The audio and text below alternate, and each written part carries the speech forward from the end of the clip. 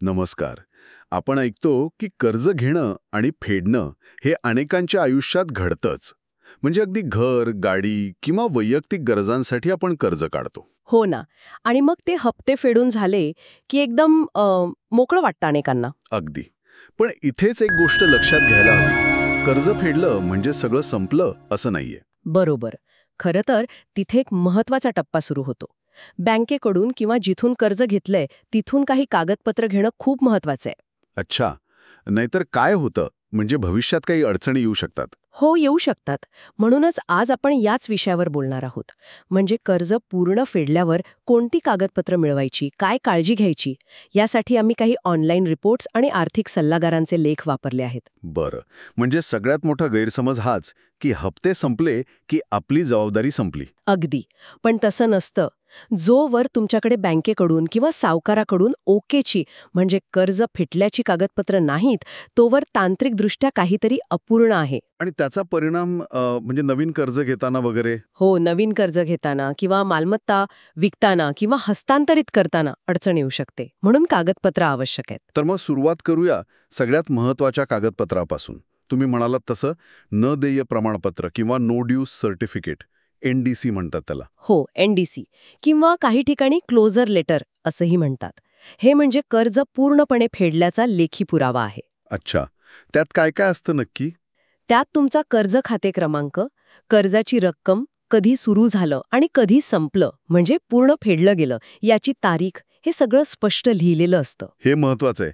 म्हणजे हा एक प्रकारचा फायनल सेटलमेंट पुरावा झाला. एकदम.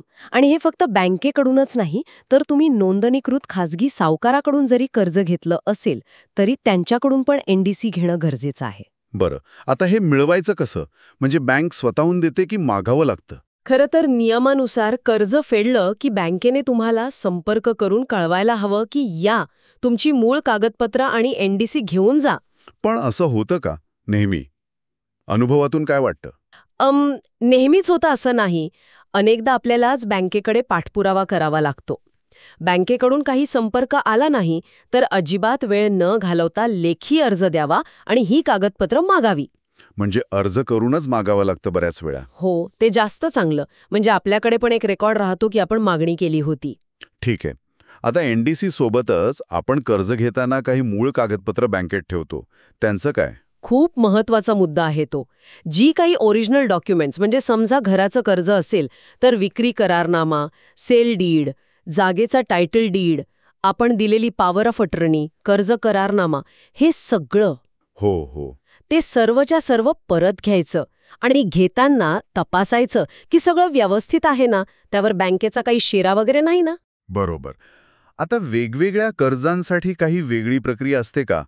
म्हणजे समजा तारण कर्ज असेल, मॉर्गेज लोन, घरासाठीचं. हो, त्यासाठी एक एक्स्ट्रा स्टेप आहे.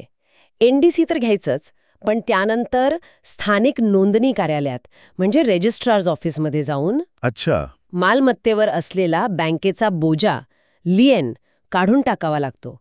बँकेकडून एक पत्र मिळतं त्यासाठी. हे झालं की मग अपडेटेड नॉन एन्कम्बरन्स सर्टिफिकेट मिळतं. म्हणजे सरकारी रेकॉर्डमध्ये पण नोंद करावी लागते की आता या प्रॉपर्टीवर कर्ज नाही. अगदी. तरच ती मालमत्ता कायदेशीररित्या बोजामुक्त होते. आणि वाहन कर्ज म्हणजे गाडी किंवा बाईकचं लोन असेल तर RC बुकवर बँकेचं नाव असतं, त्याचं काय? बरोबर. गाडीच्या RCवर बँकेचं नाव असतं. त्याला हायपोथिकेशन म्हणतात. कर्ज फेडल्यावर बँकेकडून NDC आणि फॉर्म 35 घ्यायचं आणि ते RTO मध्ये जमा करायचं. मग RTO वाले ते नाव काढून टाकतात. हो. मगच ती गाडी पूर्णपणे तुमच्या नावावर होते आणि तुम्ही ती विकू शकता किंवा हस्तांतरित करू शकता. आणि समजा विमा पॉलिसी तारण ठेवून कर्ज घेतलं असेल तर? तेव्हा ती पॉलिसी बँकेकडे असाइन केलेली असते.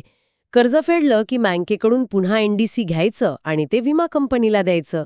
मग विमा कंपनी ती पॉलिसी परत तुमच्या नावावर रिअसाइन करते. बरं. म्हणजे प्रत्येक प्रकारच्या कर्जासाठी थोडी वेगळी प्रक्रिया आहे, पण NDC आणि मूळ कागदपत्र परत घेणं हे कॉमन आहे. हो, ते तर आहेच. याशिवाय अजून 1-2 गोष्टी आहेत. कोणत्या? एक म्हणजे बँकेकडून कर्ज बंद झाल्याचं स्टेटमेंट, लोन क्लोजर स्टेटमेंट मागून घ्या. त्यात शेवटचा हप्ता, काही व्याज किंवा दंड लागला असेल तर त्याचा तपशील असतो. आणि शेवटच्या हप्त्याची पावती? हो, ती पण. अंतिम पेमेंटची पावती जपून ठेवायची. आणि क्रेडिट रिपोर्टचं काय? म्हणजे सिबिल स्कोर वगैरे त्यावर परिणाम होतो? हो, नक्कीच. हा खूप महत्वाचा भाग आहे. कर्ज फेडल्यावर साधारण 20-30 दिवसांमध्ये तुमच्या क्रेडिट रिपोर्टमध्ये, जसं की सिबिल रिपोर्ट, ते कर्ज क्लोज्ड म्हणून दिसायला हवं. अच्छा, म्हणजे ते आपण स्वतः चेक करायचं. हो, जरूर चेक करावं. कधी-कधी चूक होते आणि ते कर्ज अजूनही ॲक्टिव्ह दिसतं. असं असेल तर लगेच बँकेला कळवून ते दुरुस्त करून घ्यावं. कारण चांगला क्रेडिट स्कोअर भविष्यात खूप महत्वाचा ठरतो. म्हणजे थोडक्यात कर्जदाराने स्वतःच खूप जागरूक राहणं गरजेचं आहे. अगदी. कर्ज फेडल्यावर लगेच या सगळ्या गोष्टींच्या मागे लागायला हवं. सर्व कागदपत्रांच्या झेरॉक्स कॉपीज काढून ठेवाव्यात. आणि मूळ कागदपत्र सांभाळून ठेवावीत. हो, ती खूप जपून ठेवावी लागतात. जर बँक कागदपत्र द्यायला उशीर करत असेल तर शांत न बसता सतत पाठपुरावा करावा. कधीकधी हिलपाटे मारावे लागतात, पण ते गरजेचं आहे. तर आजच्या चर्चेतून हे नक्की स्पष्ट झालं की कर्ज फेडलं म्हणजे काम संपलं नाही. उलट एक महत्वाचं काम सुरू होतं, ते म्हणजे योग्य कागदपत्र मिळवणं. बरोबर. ही कागदपत्र फक्त औपचारिकता नाहीत, तर भविष्यातल्या अनेक अडचणी टाळण्यासाठी आणि आपल्या मालमत्तेवरचा आपला हक्क सुरक्षित ठेवण्यासाठी अत्यावश्यक आहेत. प्रक्रिया व्यवस्थित पूर्ण करणं आपल्याला भविष्यातल्या आर्थिक संधींसाठी कसं अधिक तयार करतं.